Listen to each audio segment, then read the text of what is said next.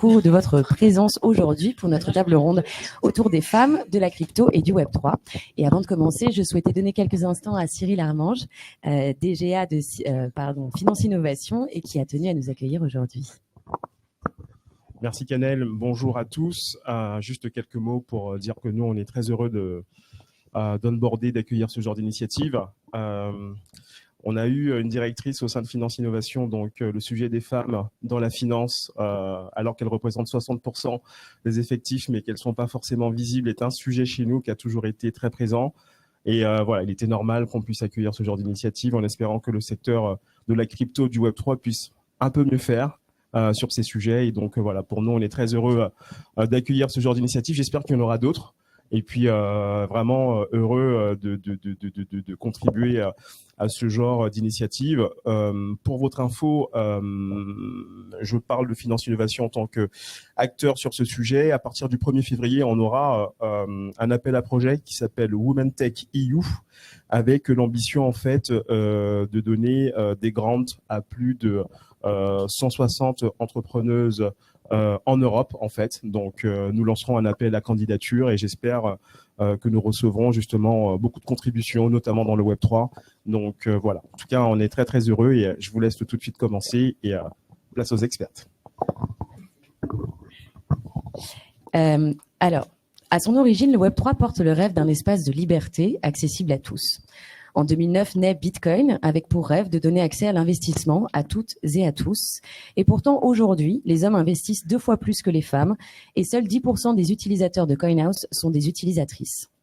Le Web3 a évolué, apporté de nombreux projets et entreprises, mais aujourd'hui, seulement 13% des membres fondateurs de projets Web3 sont des femmes. D'un objectif fondamental d'inclusivité, de genre, d'âge, de nationalité, dans les faits, le Web3 est aujourd'hui dominé par les hommes.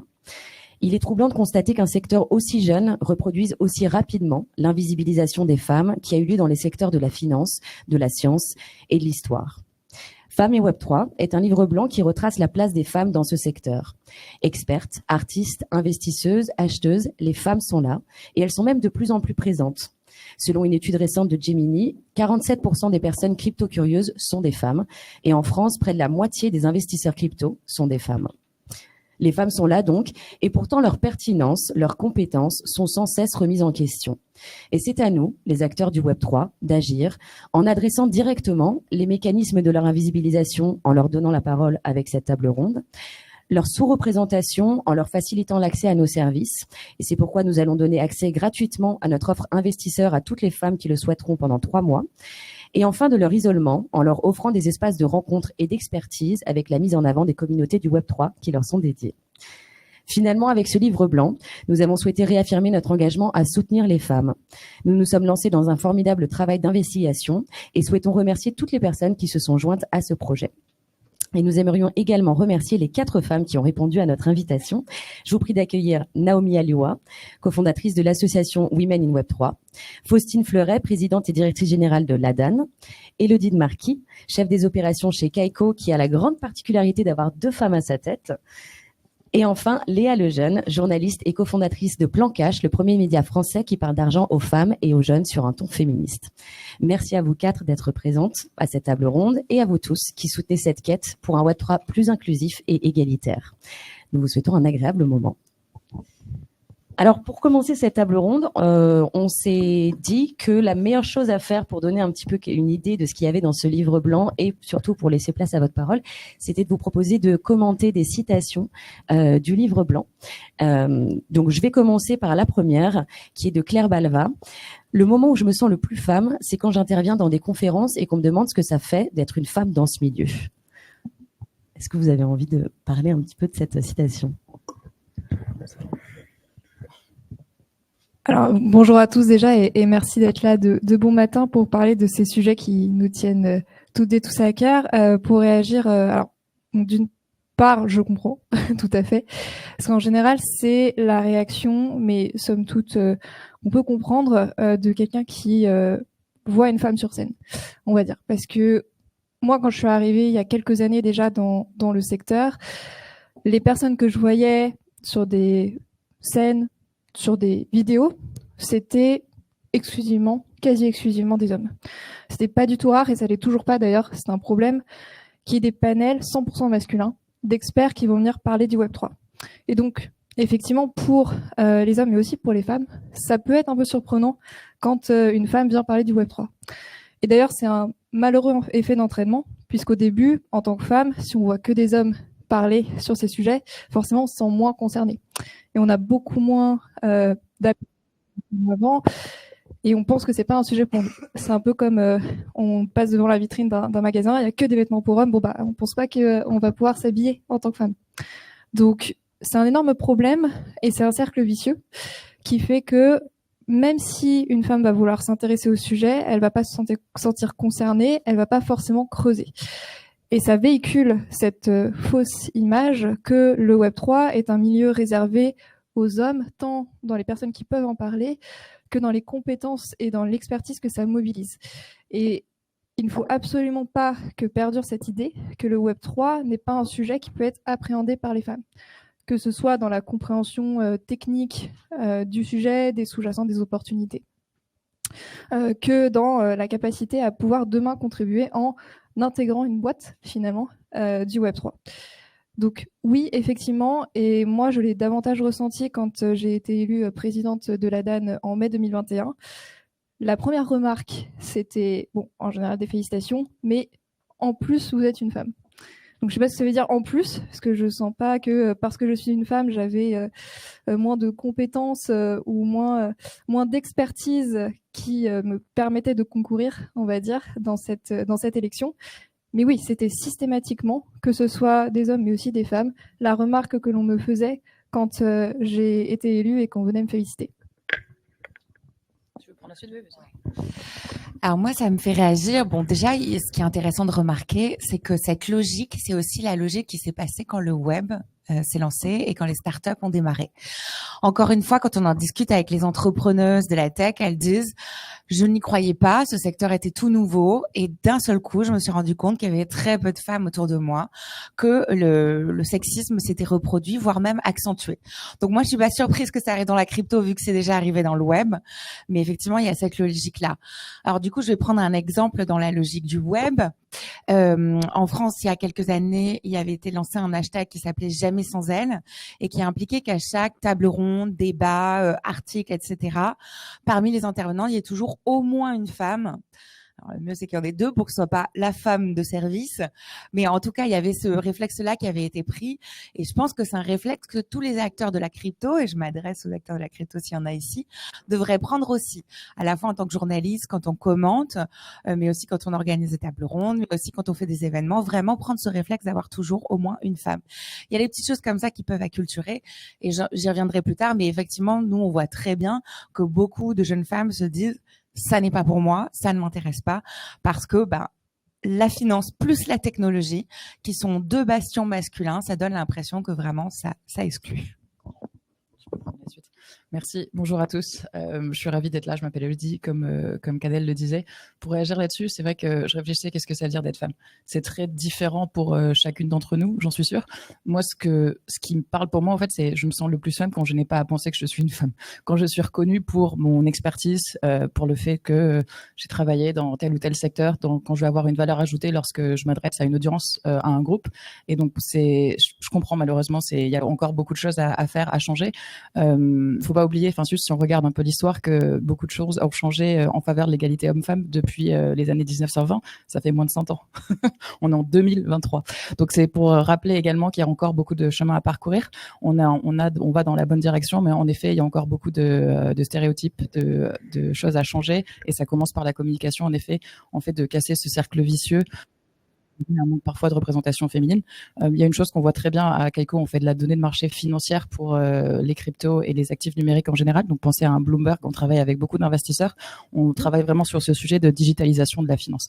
Et on voit qu'il y a énormément de talents qui viennent de la finance, de Wall Street, qui s'intéressent à ce milieu-là. Et en effet, comme il y a très peu de profils féminins et d'expertise, ça se retrouve également dans notre secteur et dans notre domaine. Cependant, c'est pas inévitable. Comme tu le disais, Canel, aujourd'hui, à Kaiko, on a plus de 50% ou 50% de notre management qui est mixte, vraiment homme-femme. Et c'est vrai que d'avoir des femmes en position de leadership, permet d'attirer des talents également dans cette direction-là et c'est ce qu'on a vu en tout cas à Kaiko avec plusieurs des directeurs de business unit et autres que sont en produits, en sales. Donc plus de femmes, plus d'égalité, je dirais, de mixité, de diversité permet d'aller dans ce sens-là et d'être un cercle, de casser ce cercle vicieux pour devenir un cercle vertueux. Et moi, j'aimerais du coup rebondir à ce que tu as dit, Élodie, sur tout ce qui était stéréotype.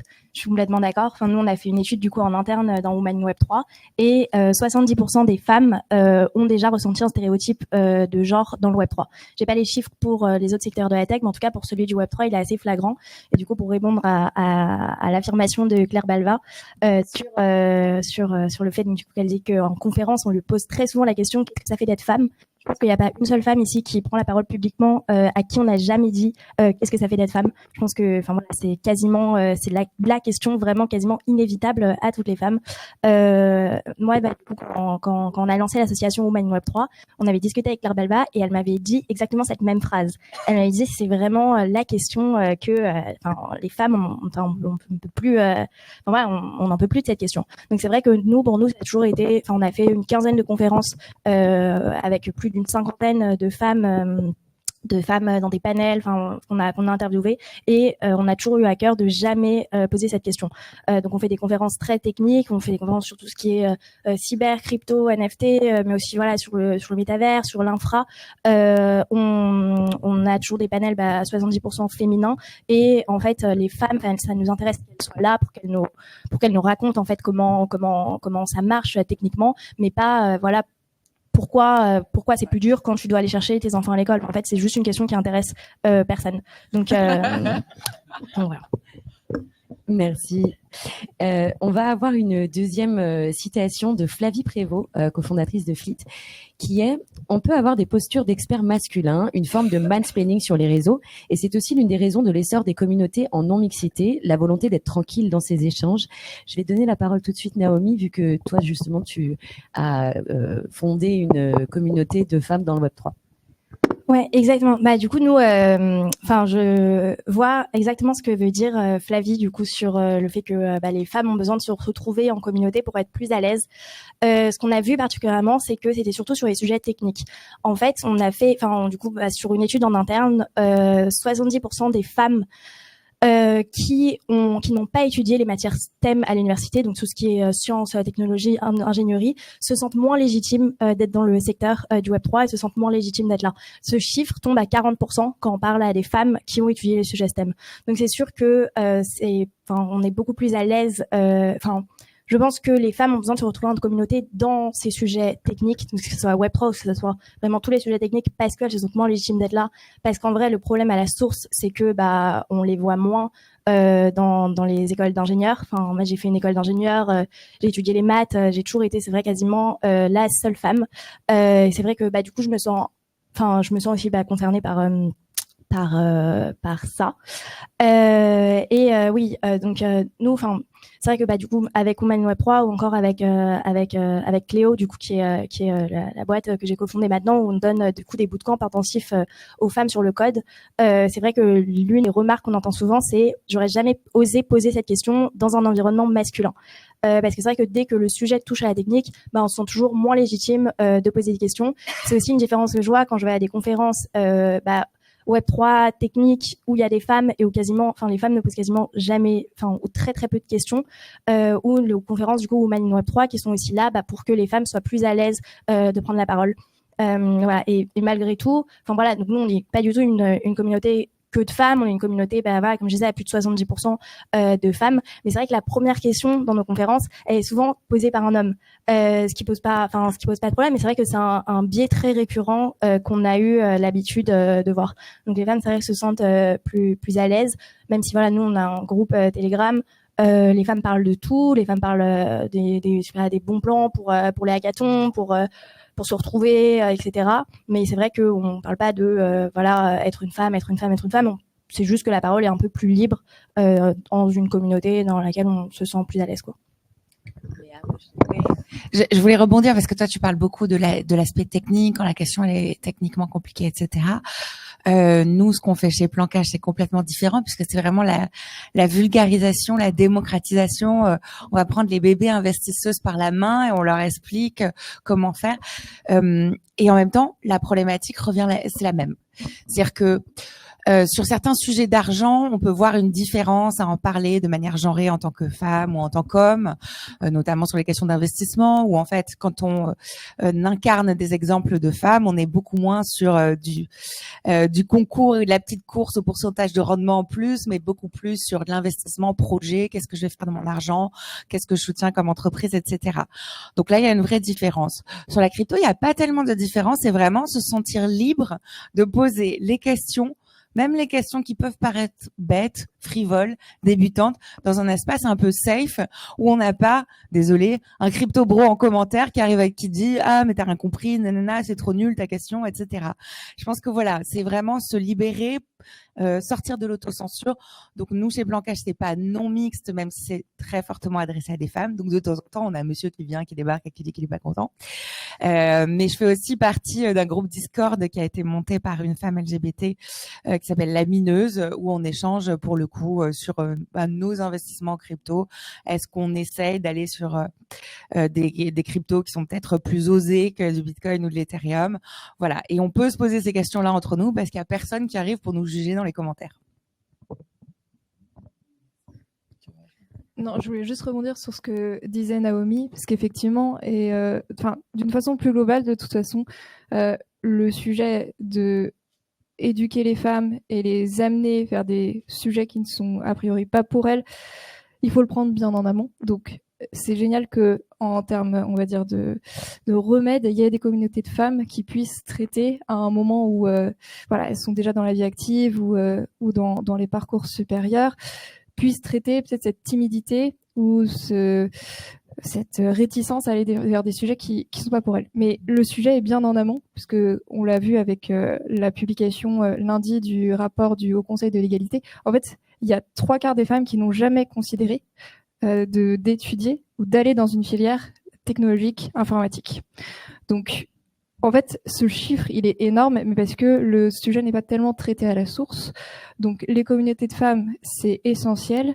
Ce qu'il va falloir pour qu'on remédie vraiment au problème, d'une part, c'est de revenir aux origines, à savoir l'éducation, le foyer. Donc ça, c'est des politiques beaucoup plus généralistes. L'école et aussi le numérique, parce qu'effectivement, ce que l'on voit, que ce soit vers les femmes ou vers même des néophytes, tout simplement, qui veulent aller vers la crypto, le secteur est relativement peu tolérant par rapport à des nouvelles personnes qui souhaitent s'y intéresser, alors que le sujet, il est nouveau, il est compliqué et que nous tous, je pense, parce que ça fait un petit moment qu'on est dedans, on a été autodidacte, on a écouté des gens, on s'est formé tout seul et qu'aujourd'hui, on devrait plutôt tendre la main pour aider et pour faciliter l'arrivée de nouvelles personnes, les femmes représentant la moitié de la population. Et donc, ça va être quand même intéressant, même pour les business, pour qui c'est quand même la moitié d'une clientèle potentielle. Donc pour l'adoption, que ce soit l'investissement et pour parce qu'il y a une énorme problématique de ce point de vue-là, pourvoir des emplois dans le secteur Web3, là où il y a une demande importante, mais en face, l'offre ne suit pas. Et que ce soit sur des compétences finalement techniques ou pas techniques, parce que le secteur, il va rebuter aujourd'hui, que ce soit parce que c'est un sujet technologique ou parce que ce sont des boîtes derrière qui effectivement portent des projets techniques. Et donc là, l'offre de profils qui vont venir combler les besoins des entreprises ne suit pas, et notamment parce que en fait finalement on omet la moitié de cette population, les femmes qui peuvent être ces postes-là, mais qui ne considèrent pas que c'est pour elles d'une part, et qui ne trouvent effectivement pas la formation qu'il faut. Donc il faut qu'on arrive à amener plus de personnes dans les filières numériques, technologiques, en amont dans les bacs professionnels et puis dans l'enseignement supérieur, parce qu'il y a une question de quota. Enfin, c'est une des recommandations qui est faite par le Haut Conseil de l'égalité. Il faut certainement que au niveau des entreprises, au niveau des médias, notamment spécialisés, il y ait effectivement une parole directement adressée, spécifiquement adressée aux femmes, dans un contexte, on va dire, confortable, sûr, et notamment pour poser des questions, effectivement. Ensuite, il faut aussi, parce que le problème, on va pas le résoudre que entre femmes, il faut aussi que les hommes comprennent l'intérêt d'avoir des femmes dans leur business et de s'adresser aux femmes dans le cadre des produits et des services qu'ils vont proposer. pour finir là-dessus, je suis entièrement d'accord avec ce que tu dis, Faustine. Je pense encore que ces communautés non mixtes sont nécessaires. C'est une phase de transition jusqu'à ce qu'on arrive justement à une communauté qui soit non genrée, où le genre ne soit plus une thématique, où on n'ait pas besoin. Aujourd'hui, on se sent avoir à prouver quelque chose. J'espère qu'on arrivera dans une situation où chaque genre n'aura plus rien à prouver. On pourra juste simplement exister et être reconnu pour notre expertise, nos compétences. On n'y est pas encore. Donc jusqu'à ce qu'on y arrive, c'est vrai que ces communautés où on se sent bienveillante, où on se sent en sécurité, où on peut poser des questions sans se sentir jugé, sont encore très importantes. Et ça marche pour les femmes, mais ça marche pour toutes les minorités. Mais pour revenir avec ce que tu disais, Faustine, pour moi, c'est extrêmement important de pas s'enfermer ou de créer des barrières non plus, puisque en effet, c'est 50% de la population, l'autre 50% ne sont pas des femmes. C'est important de savoir avancer ensemble et que l'objectif soit vraiment de construire une société où ça apporte de la valeur à tout le monde et pas seulement ni aux femmes ni aux hommes. Et je pense que d'être dans l'éducation et l'explication, c'est encore très important pour générer de l'intérêt sincère et pas uniquement d'avoir des quotas ou comme on appelle parfois des obligations qui sont bénéfiques pour personne parce que c'est du superflu entre guillemets. Je pense qu'il y a un vrai intérêt à inclure plus de femmes. Il y a plein de chiffres qui le montrent dans plein d'études montrant que je me rappelle celle de l'OCDE en 2016 qui parlait justement pour la France, ça serait une augmentation de 7% du PIB sur 20 ans si on incluait plus de femmes dans des postes de management par exemple. Donc il y a un vrai intérêt pour la communauté et la société d'avoir plus de femmes dans des postes managériaux, etc. Et c'est important d'inclure tout le monde dans cette réflexion-là et pas uniquement la moitié de la population. Et si je peux juste compléter rapidement, mais simplement les constats qui ont été établis dans ce rapport dont j'ai parlé sont plutôt alarmants et je pense particulièrement pour notre secteur où le Web3 c'est beaucoup d'acteurs qui vont être jeunes et beaucoup de jeunes qui vont s'intéresser au Web3, que ce soit pour l'investissement ou pour rentrer dans une boîte. Et c'est vrai que ce que ce rapport montre, c'est que le sexisme progresse, mais particulièrement dans les classes d'âge les plus basses, je dirais les 18-35 ans, où les stéréotypes de genre sont renforcés et sont de plus en plus répandus. Donc on pourrait se dire, parce que c'est souvent l'image qui peut être véhiculée, le Web3 est un secteur jeune avec des personnes jeunes. On peut dire ils ont une vision plus moderne de l'égalité homme-femme, de l'accès des femmes à ces services, à cette connaissance, etc. Et en fait, pas du tout. C'est pas parce que on va avoir beaucoup de jeunes personnes, de jeunes hommes qui vont avoir une conscience plus développée du sexisme, de la misogynie et de la nécessité de lutter contre. Donc, par rapport à notre secteur où on est à l'intersection de effectivement une innovation technologique et une communauté de personnes, on va dire très éclectique dans les moyennes d'âge, mais notamment des jeunes, parce qu'on est à cette intersection, il faut vraiment que cet enjeu de pédagogie et justement en non-mixité aussi soit vraiment pris au sérieux et urgemment parce que finalement on recule sur certains aspects. J'aimerais juste rajouter par rapport à ce que tu disais sur tout ce qui a été l'enjeu d'éducation. Quand tu disais que c'est vrai qu'il faut beaucoup plus éduquer aux femmes, les femmes du coup dans les secteurs des numériques, ça a un vrai impact sur la vie professionnelle ensuite. Nous, du coup, dans l'étude qu'on a publiée en interne, enfin qu'on a faite en interne, il y a 35% des femmes de la communauté Women Web 3 qui ont déjà entendu si tu es ici, c'est parce que tu es une femme. Okay. Et ce chiffre baisse à 10% quand les femmes ont étudié dans les filières STEM. Donc c'est sûr que étudier dans les filières des métiers du numérique, ça donne cette impulsion, cette baisse du sentiment de l'imposteur dont on parle souvent pour les femmes, et ça pour toute sa carrière professionnelle finalement. Merci à toutes. Je vais maintenant vous faire une citation de Léa, justement, qui est « Dans la façon dont les médias parlent d'argent aux femmes, on leur parle très peu d'investissement. Plus de 90% du temps, on leur parle de budget. Comment gérer un budget serré? Comment gérer un budget pour les enfants à la rentrée scolaire? C'est très stéréotypé. » Je vais mettre ça en parallèle avec une enquête de l'IRSI Singapour qui a montré que les femmes réaliseraient plus de plus-value que les hommes dans leurs investissements crypto. Donc, c'est-à-dire que 76% des femmes ont déclaré des plus-values versus 72% des hommes. Qu'est-ce que ça vous inspire? Je peux commencer. Pour rebondir sur peut-être ta première citation, je dirais que c'est, encore une fois, on est en phase de transition. Si on réfléchit, les femmes n'avaient pas le droit d'ouvrir un compte bancaire avant 1965. On parle pas il y a si longtemps, c'était il y a moins de 60 ans, c'était l'âge de... On a une génération qui a pu pour la première fois jouir en bien propre sans avoir l'avis ou l'accord de son mari. Donc c'est encore, je pense qu'il y a un besoin d'éducation qui n'avait jamais été fait, une éducation inexistante sur justement la gestion de son patrimoine, puisqu'il n'y avait pas de patrimoine avant 1965 en droit à une femme sans l'accord de son mari. Donc c'est la première chose. Je pense que l'éducation, tous les acteurs comme ce que tu fais sont très importants pour pouvoir libérer la parole et expliquer, donner des outils. Après, il y a énormément de choses disponibles aujourd'hui sur Internet. En étant un peu autodidacte, on peut absorber beaucoup de connaissances, mais c'est vrai que parfois la première étape fait peur, où on n'a pas été habitué et on n'a pas ce modèle familial en tête. Je pense que ça, c'est très important pour revenir et toucher à ce qu'on disait tout à l'heure. Si on l'a pas vu à la maison, si on n'a pas eu l'exemple de quelqu'un qui est proche, qui gère justement ce patrimoine, qui s'intéresse là-dessus, ça veut dire que ça doit venir de l'extérieur et ça doit être une éducation externe pour franchir cette première étape. En général, c'est le plus difficile une fois qu'on est dedans et qu'on sait comment servir des outils. C'est plus simple d'avoir accès à l'information et de s'intéresser. Laissez-vous continuer. Je veux bien commenter, mais je ne vais pas commenter ma propre phrase. Déjà, il faut savoir que nous, on a une petite surprise sur Plan Cash. Là, récemment, on a fait une levée de fonds et on s'est rendu compte que les acteurs des crypto-monnaies, notamment masculins, n'étaient pas du tout intéressés par investir dans notre projet. Et moi, j'allais vraiment les voir et je leur disais, mais est-ce que vous vous rendez compte que vous voulez démocratiser la crypto, l'investissement en crypto, mais que vous n'allez pas chercher les femmes qui débutent dans l'investissement là où elles sont, que vous n'allez pas commencer la plus petite partie d'éducation et de pédagogie, et qu'en fait c'est aussi par là qu'on commencera avant d'avoir les grandes investisseuses crypto en France. Voilà, je trouve que ce truc-là il est quand même assez dommage. Et sinon l'étude que tu as citée est intéressante aussi parce que on se rend compte au fur et à mesure du temps et de l'expertise et du fait qu'il y ait de plus en plus de femmes qui investissent, que en fait elles sont pas si mauvaises que ça dans l'investissement. Même au contraire en crypto parfois elles sont meilleures parce que elles vont pas faire du all-in en démarrant sur le marché crypto, en écoutant un bro qui leur a raconté quelque chose avec une assurance folle, ce qu'on peut retrouver chez des jeunes investisseurs crypto débutants, plutôt des messieurs, même si évidemment ça se discute. L'étude aussi, je sais pas si c'est celle-là ou une autre, montre que ce sont des meilleures hodleuses, quoi. C'est-à-dire que quand la crypto est en train de redescendre, en fait, elles s'y tiennent, elles ont compris, ok, faut serrer les fesses, on attend et ça va remonter. Donc voilà, il y a quand même des choses comme ça qui permettent de dépasser les stéréotypes qu'on attendait beaucoup à une époque sur l'aversion au risque, par exemple.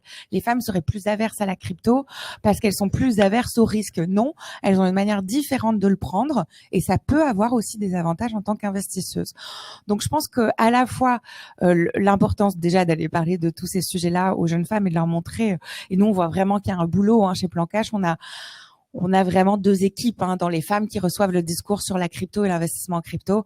On a vraiment une équipe qui est très opposée, notamment des femmes très engagées dans l'investissement responsable, par exemple, qui vont avoir énormément de stéréotypes et à qui on continue de parler de crypto, sachant que moi, ce que je dis souvent, c'est quand on fait des gros posts sur les cryptos sur Plan Cash, on perd 100 abonnés. Voilà. Donc, faut savoir qu'on a une partie du public qui est vraiment opposée à ça.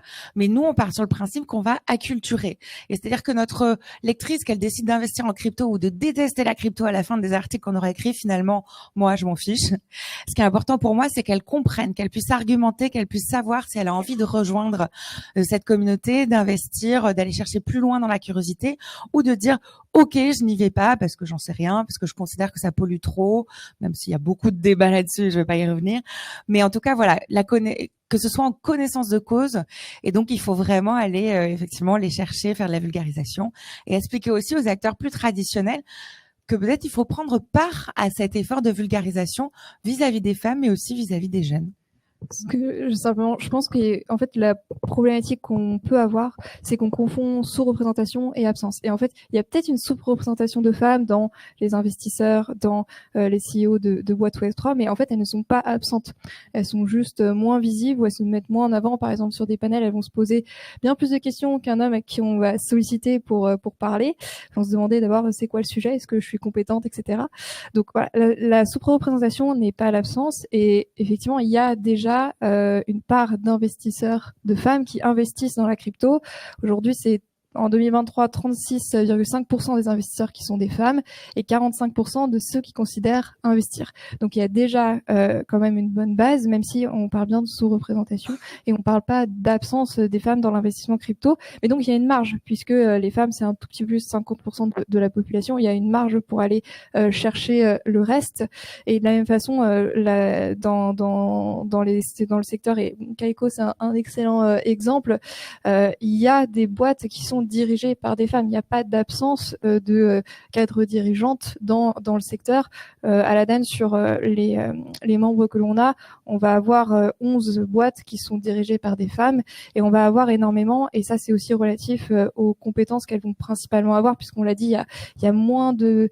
les femmes vont moins vers des filières technologiques et informatiques, mais du coup ce qu'on voit, on a énormément de fondatrices de cabinets d'avocats, de cabinets de conseil, de cabinets d'experts comptables, qui sont des structures en fait indispensables pour accompagner le développement du secteur.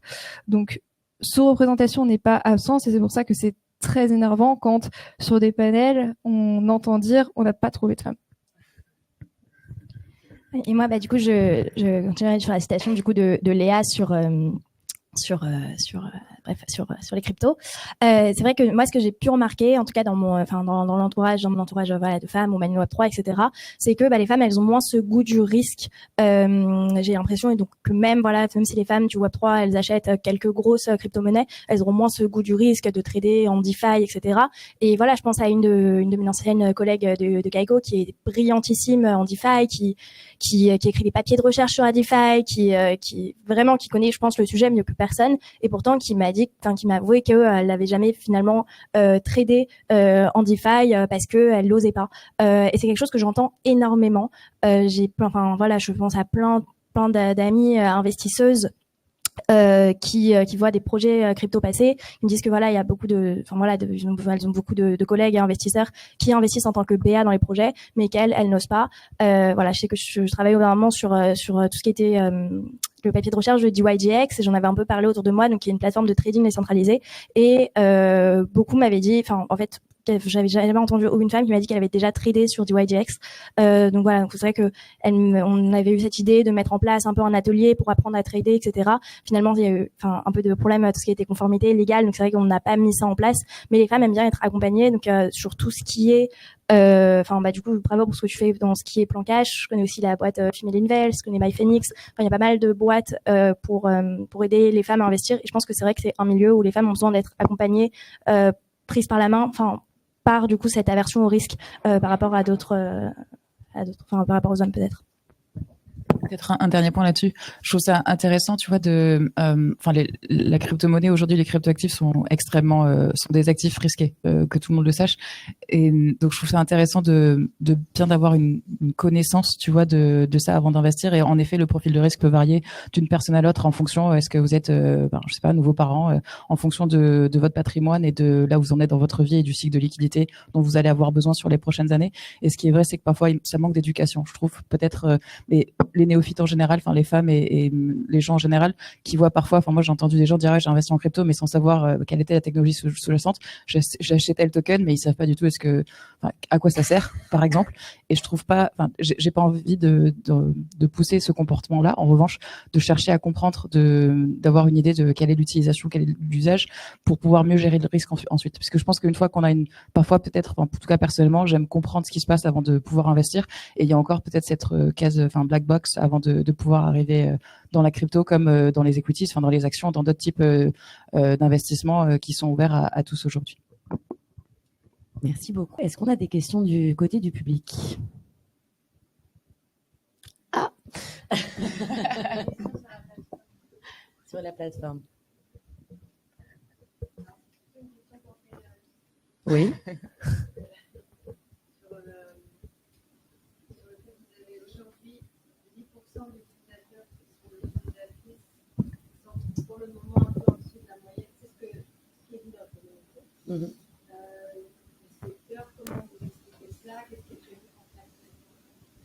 Alors, comment est-ce qu'on explique ça? En fait, aujourd'hui, on ne l'explique pas, mais par contre, on sait qu'on doit agir. Et c'est une des raisons pour lesquelles aussi on fait ce livre blanc. c'est ce qu'on disait, c'est aux acteurs du Web3 d'agir pour justement montrer aux femmes qu'elles ont leur place, qu'elles ont leur pertinence, qu'elles ont les compétences pour investir. Nous, on a décidé aujourd'hui de ne pas simplement prendre la parole ou vous laisser la parole, mais aussi de pouvoir montrer aux femmes que CoinHouse est un endroit où elles sont les bienvenues, parce que il faut le dire, en fait, il faut les soutenir, ces femmes.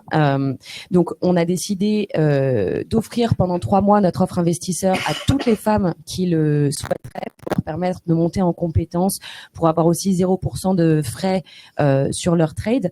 Ça, c'est la première chose. Derrière, à nouveau, il faut continuer à leur parler. Il faut continuer à les adresser, et ça n'est pas simplement une promotion ou un événement qui vont faire les choses. Ce sera le fait de continuer à inclure les femmes dans tout ce qu'on fait à l'avenir. Je me permets de rebondir avec un petit élément de making of. Moi, je suis contente d'être là aujourd'hui, et je vais pas faire un discours de Miss France, c'est génial, etc. Au contraire, quand j'ai lancé Plancage au tout début, CoinHouse est le premier acteur que je suis allée chercher pour avoir de la publicité, et on m'a dit non. La personne face à qui j'étais n'a pas du tout compris l'intérêt d'aller parler aux jeunes femmes, d'utiliser des nouveaux moyens. Nous, on fonctionne beaucoup par réseaux sociaux, notamment Instagram et newsletter.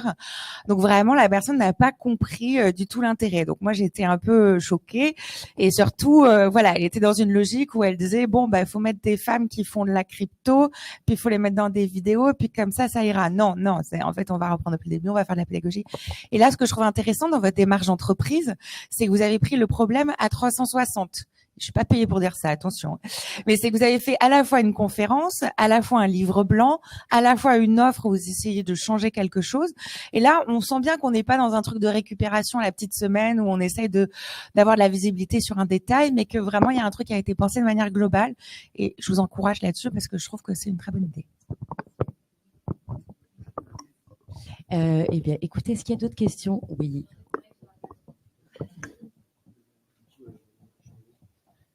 On fera beaucoup mieux. On peut tous se planter, on s'est planté, on a envie d'être dans la générosité pour plusieurs classes, pour les jeunes, pour notamment les femmes, c'est un sujet important, et on peut se le permettre. Moi, j'avais une question pour vous. Alors, certains d'entre vous sont directement confrontés à des board members et donc à des investisseurs. Je pense une partie du changement, parce que derrière le sujet de la place des femmes dans le Web3, il y a la place aussi des fondatrices, du rôle aussi en tant que directrice générale ou d'un rôle exécutif dans les entreprises, et donc nécessairement de se positionner face à des investisseurs. Est-ce que vous sentez que la mentalité change parce que pour être longtemps passé par le monde de l'investisseur, c'est un monde aussi extrêmement masculin.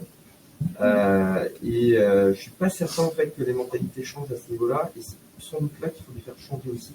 Et si on veut donner la place aux femmes dans l'entrepreneuriat, qui est un sujet plus global qui moi m'intéresse, je pense que ça doit aussi passer par l'acculturation et bouger un peu au niveau des associations, que ce soit France Digital, mais aussi des associations professionnelles, France Invest, etc., sur ce sujet. Est-ce que vous le ressentez ou est-ce que vous l'avez ressenti en côtoyant vos investisseurs ou board members quand vous avez l'occasion de les croiser?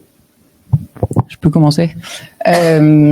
Oui, pour peut-être commencer, je dire que c'est un milieu que je connais assez bien. J'ai passé 10 ans dans la Silicon Valley avant de rejoindre Kaiko.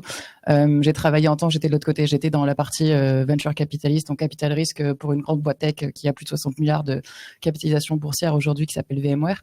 Où en effet, en tant qu'investisseur, on était peut-être 4% de femmes. Enfin, j'étais souvent la seule à la table. Et avant ça, j'ai travaillé en finance en tant que vice-présidente pour une boîte, pour une banque américaine, et c'était aussi un milieu qui est assez masculin.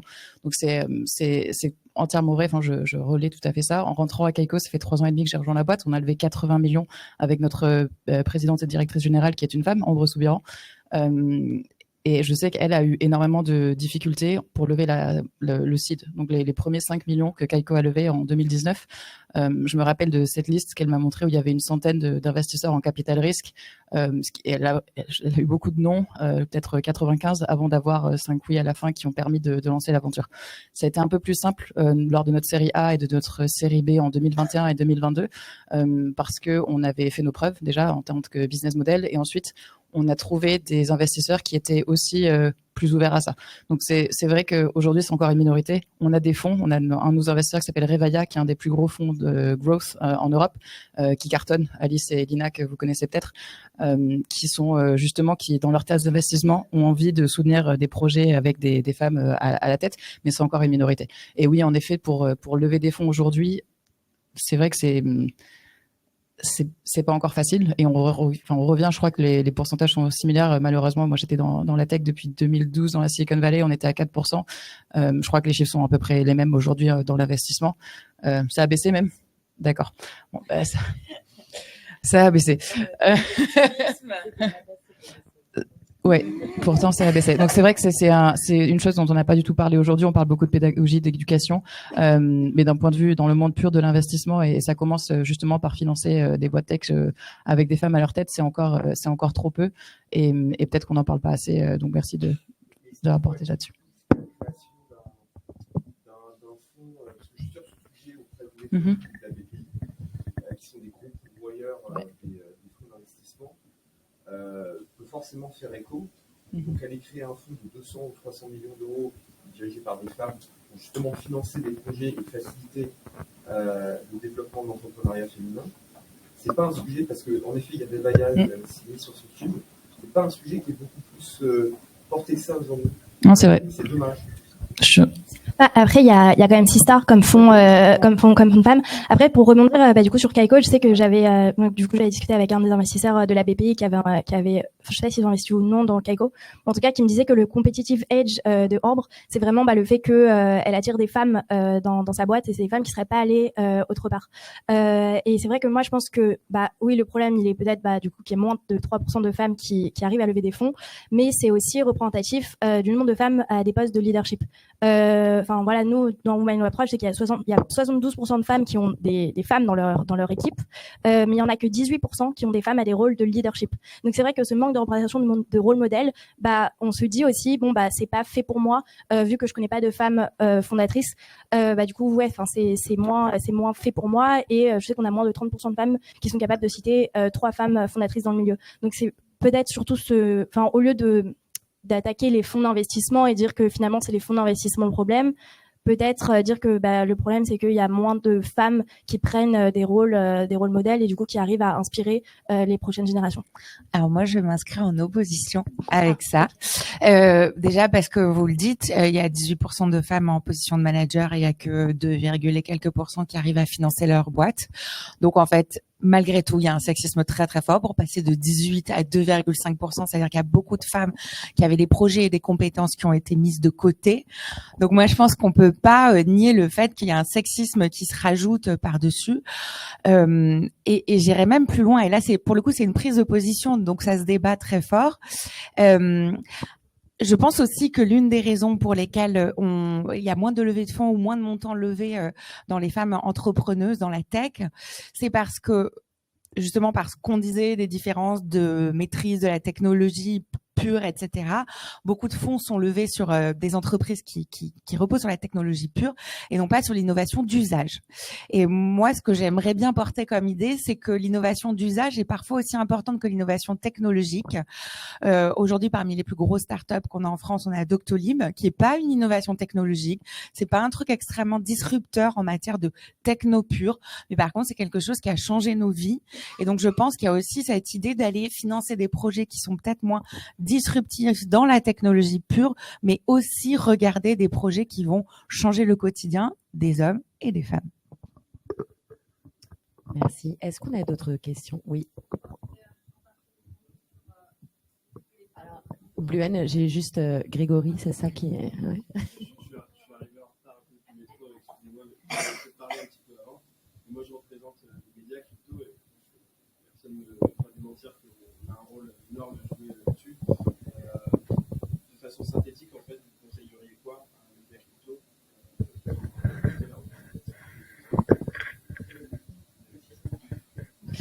Bah déjà de faire attention à quelle personne vous allez interviewer, et si vous faites des podcasts, est-ce que vous interviewez une femme puis un homme puis une femme puis un homme, parce que c'est un des premiers sujets par lesquels j'ai pris des positions sur la sous-représentation des femmes, c'est justement notamment par les médias et par certains médias où ça posait pas de problème d'avoir une rubrique personnalité de la crypto, 20 hommes, 0 femmes. Ou des podcasts, le Bitcoin, qu'est-ce que c'est? En 5 épisodes, 0 femmes. Donc, en fait, déjà, ça veut dire faire attention à le partage dans la parole qui est donné, que ce soit dans les articles, que ce soit dans les podcasts. Et pour cela, il y a la question derrière sous-jacente, je les connais pas. Alors, il y a des communautés qui sont capables de donner des noms d'expertes pertinentes, qui nous feraient du bien par rapport à des experts autodéclarés qui sont pas, l'autre sont pas tellement. On peut toutes en recommander parce que là où il y a un risque que je perçois, c'est comme on n'est peut-être pas beaucoup encore visible, la tentation. Et c'est pour ça que je trouvais intéressant de dire il faut être au moins 2 sur un panel. Parce que en fait, sinon, on va être la femme flagship qui va permettre de se cacher derrière bon bah non j'ai fait mon taf et j'ai une femme sur mon panel, donc mon panel est mixte. Et le problème, c'est qu'on va être peut-être un petit nombre de ces femmes qui sont visibles, qui sont connues et qui vont remplir ce rôle. Et il n'y aura pas une recherche derrière de plus d'expertes, alors qu'il y en a énormément. Donc je pense qu'il faut aussi, au-delà de diversifier, que vous ayez des femmes sur des podcasts, mais que vous en ayez des nouvelles. En fait, aller à la pêche à ces nouvelles personnes. Il faut donner la parole une première fois à n'importe qui. Et donc je pense que pour s'agissant des femmes, c'est d'autant plus important de le faire parce qu'il y en a beaucoup. Il y a peut-être un travail de mise en confiance qui va être plus important que quand on va solliciter un homme, ça c'est vrai.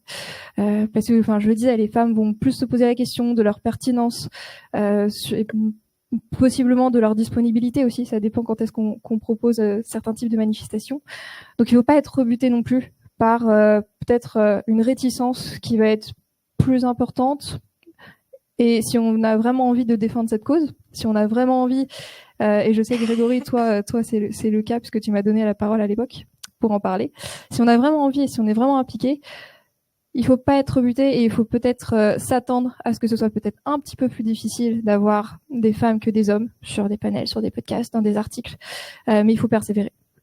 Et on est là pour donner des exemples de femmes, de fondatrices, de grandes expertes qui ne sont pas des CEO mais qui le deviendront demain. Voilà, je pense qu'on est toutes disponibles pour partager ces expertes encore mal connues mais qui gagnent à l'être.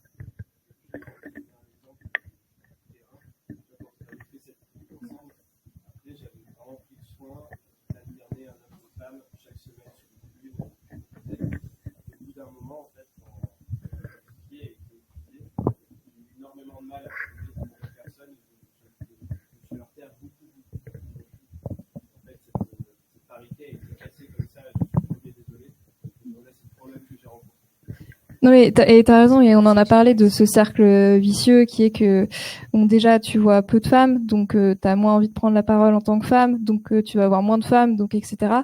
Donc il y a effectivement un cercle vicieux et c'est pour ça que je parle aussi de mise en confiance et je me rappelle toi notamment quand on avait fait la tribune ensemble et que c'est toi qui avais géré derrière les retours très sympathiques sur les réseaux sociaux parce que l'on ait des positions très rationnelles ou militante sur les sujets d'égalité, on va se prendre des bâches énormes. C'est Sylvie Pierre Brossolette qui le dit comme ça.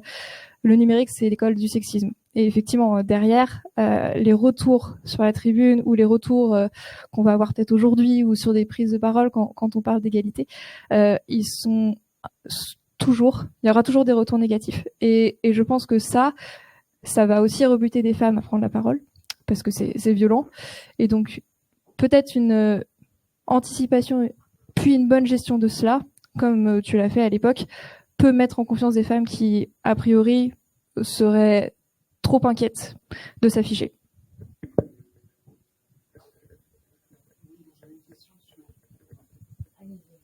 Sur la partie événementielle, est-ce que les choses ont changé? Parce qu'on voit beaucoup d'événements photos qui sont massivement fréquentés, avec une forte représentation masculine, parfois des scènes de quelques gros, justement, qu'est-ce qu'on a loupé dans Web3?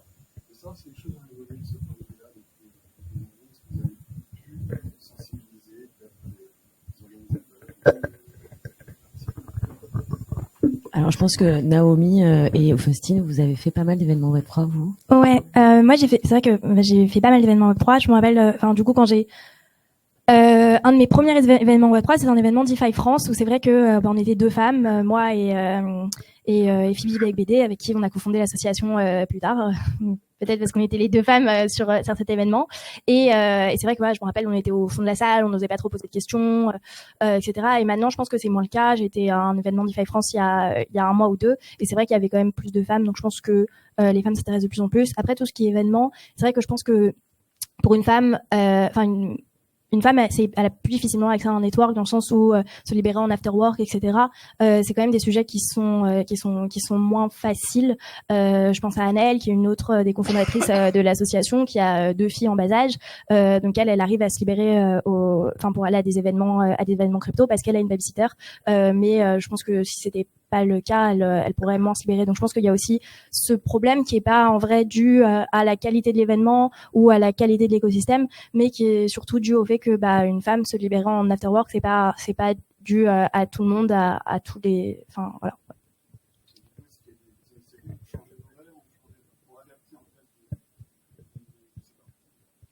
Il n'y a pas d'initiatives qui sont mises en place. Je sais que nous, du coup, nos événements, on a une majorité de femmes parce que on a un panel à majorité féminine.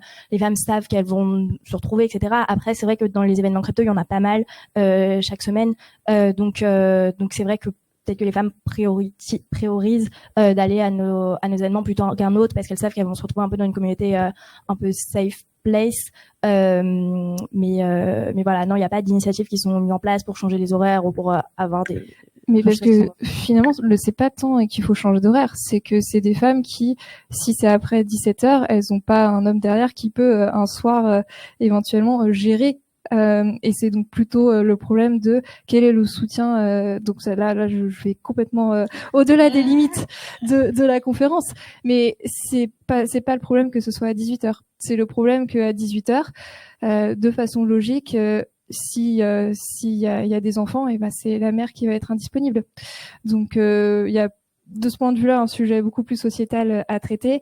Et pour répondre à la question de base, dans les événements, que ce soit Web3 ou que ce soit finance, non, il y a encore beaucoup à faire sur la représentation des femmes, sur le fait d'avoir des panels qui sont mixtes. Nous, quand on fait des événements, c'est quelque chose auquel on tient, sur lequel on fait attention. Pour autant, on va pas brander que c'est un événement mixte, ça sert à rien, parce qu'en fait, le retour seulement positif sur l'événement, le fait d'avoir permis de faire découvrir de nouvelles expertes, d'avoir diversifié les points de vue, parce qu'on va au-delà des gens que l'on voit tout le temps, et je me mets dedans. Alors, je pense que on me sollicite souvent pour mon expertise, mais aussi souvent parce que je serai une femme sur le panel. Je pense que ça fait du bien, et donc tout simplement le retour positif sur des événements où on a fait attention à diversifier la prise de parole dans les experts masculins et dans les experts féminins, ça suffit à montrer qu'il faut le faire. Donc non, il y a encore beaucoup de choses à faire pour qu'il y ait pas une seule femme, mais plusieurs sur un panel, voire qu'il y ait 3 femmes et un homme, hein. C'est pas très grave, hein, si ça arrive de temps en temps. Persévérer, parce qu'effectivement, un des sujets qu'on peut avoir, c'est on va composer un panel, 2 hommes, 2 femmes. Une femme va dire je suis pas dispo, va proposer son collègue souvent masculin, puisque en proportion ils sont plus nombreux. Et je pense qu'il faut avoir le courage, et parce que c'est arrivé, de dire je suis désolée. Effectivement, ça aurait été quelqu'un de très pertinent, mais par rapport à cet objectif de mixité sur le panel, je ne peux pas accepter. Et ça peut être délicat, mais je pense qu'il faut le faire si, encore une fois, c'est l'objectif qu'on a, d'avoir une vraie égalité dans la représentation au sein des équipes, etc. Et donc c'est pour ça que, encore une fois, je pense qu'on sera toutes là pour donner des noms, pour si on n'est pas dispo, se donner la parole entre femmes, enfin se recommander. Mais il y a aussi un effort et donc une implication, une vraie volonté à démontrer de l'autre côté organisateur d'événements, côté médias, côté manager et recrutement, faire attention à être conscient que, en fait, et pourquoi être conscient pour les opportunités qu'on a pu évoquer. Est-ce qu'on a d'autres questions?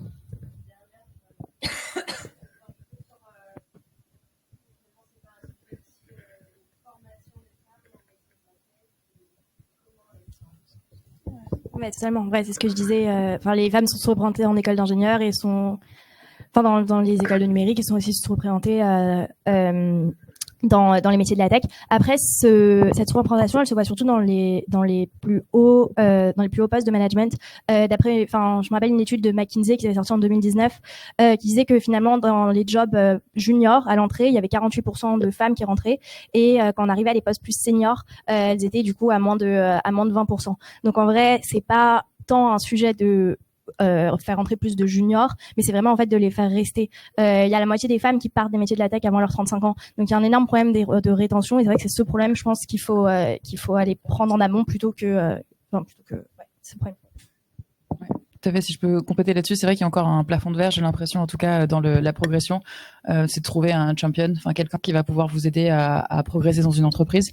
Donc je pense qu'il y a encore, il y a ça à faire. Il y a au niveau de l'éducation, mais ensuite comment gérer la carrière, enfin les manières de progresser dans les échelons et de se retrouver dans des positions de leadership qui permettent de donner un peu, enfin je sais pas si c'est l'exemple, mais en tout cas de montrer que c'est possible, et ensuite d'inciter d'autres femmes à également aller dans cette aventure-là, et ensuite de partager des expériences, parce que c'est vrai qu'on veut de plus en plus d'égalité. En revanche, il y a certaines choses, de donner naissance à un enfant, enfin il y a des expériences qui sont uniquement féminines aujourd'hui, et c'est bien de pouvoir en parler, d'avoir des gens qui sont passés par là avec qui on peut échanger, et d'avoir une libération de la parole, et donc ça passe par le fait par l'action, de voir que ça a déjà été fait, et d'aller non seulement dans l'éducation, parce que c'est le début bien évidemment, mais de donner envie ensuite de rester, d'évoluer. Et il y a une dernière chose que je voudrais mettre en avant, dont on n'a pas vraiment parlé, c'est aussi peut-être, mais différemment, c'est de montrer pourquoi c'est intéressant.